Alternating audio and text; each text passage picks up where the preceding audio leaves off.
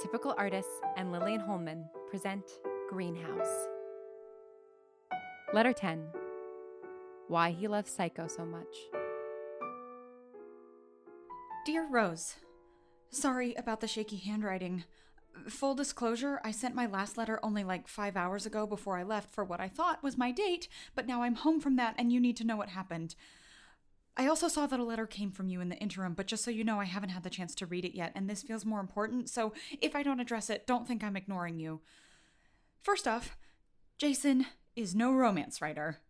I'm not even sure his name is Jason, but I have to look into that.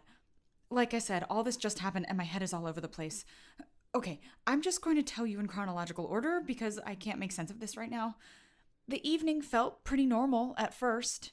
He complimented my outfit and went out of his way to get me flowers from another shop. We listened to the Beatles in the car and laughed a lot.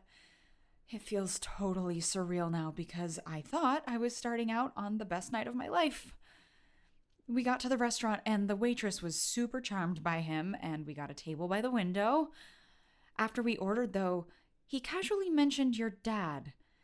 He made it seem like he had just heard that Henry used to live around here. He played the innocent and asked if he'd ever been in my shop. I said he had, and lots of nice things about how he came in every Friday afternoon so you could start the weekend off with flowers. I obviously didn't say anything more than that, though, and only said how much I missed him since he passed. I thought we'd move on, or maybe share memories of watching his show as a kid, or, well, he would. No TV in my house, remember? But instead, he started asking if Henry had ever mentioned anything more about you. I said he hadn't, only how much he loved you and how proud he was of your writing. I tried to play innocent again and say I couldn't follow a lot of what he said since so much of what you do is online. That seemed to work, but then he asked if he mentioned anything about Groveland. I said no and tried to change the topic to some of the movies I had been watching, but then he kept coming back to this Groveland thing. That's when I started to get a bit of a weird vibe, and he started talking about all these awful rumors about how your dad broke some contract and nearly bankrupted the studio. I told him that didn't sound like Henry, but then he started in about the laziness and unprofessionalism of some people, and while I admit to being pretty naive about most things, I was in college long enough to know about dog whistles. I tried again to defend your dad, but he was totally monologuing and I didn't know what to do. At that point, though, my stomach started to hurt, so I excused myself to go to the restroom. Okay, now I need to confess something, and I realize you may never forgive me, but you deserve to know. Earlier in the conversation, he had asked me to look up the year your dad went off air, and I had left my phone on the table afterwards. I use my phone so little with people that I didn't really think about it and forgot it when I went to the bathroom. The problem is that because I don't really spend much time with other people, I don't have a passcode on my phone.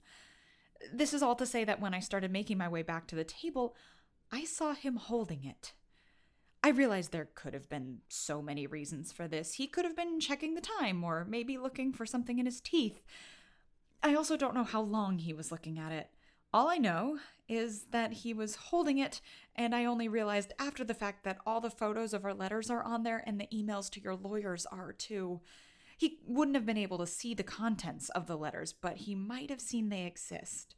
I, of course, immediately freaked out and rushed back to the table, but he had put the phone down by then. I made up some weak excuse about my stomach and rushed out of there before he could say anything more. I tried to get the waiter to call me a taxi, but he said it would be faster if I use a rideshare thing, so he helped me figure it out and download it, and I went outside and kind of hid in the bushes, just in case Jason came out, until the car came.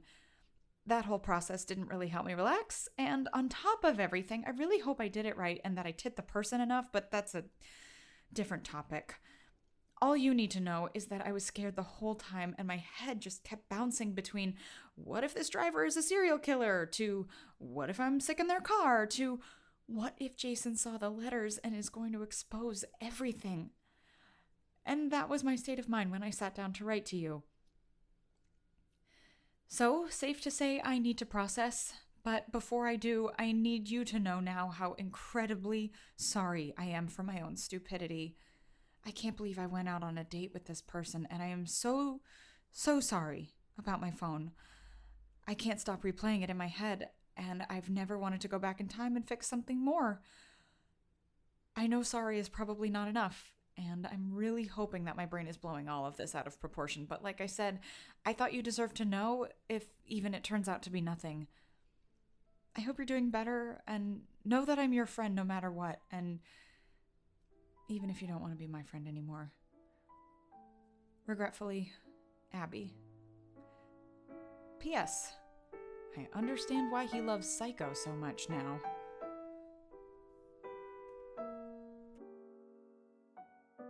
Greenhouse is a production of Atypical Artists. It was written, directed, and edited by Lillian Holman. The voice of Abigail Adams is Helen Highfield. The show art was designed by Emily Chen. Greenhouse is produced by Lauren Shippen, Brigham Snow, and Lillian Holman.